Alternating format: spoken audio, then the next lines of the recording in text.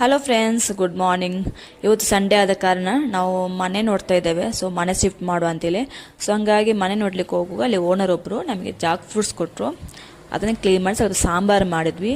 So ಆಮೇಲೆ shopping ಇತ್ತು, shopping ಹೋದ್ವಿ ನಾವು ಸ್ವಲ್ಪ.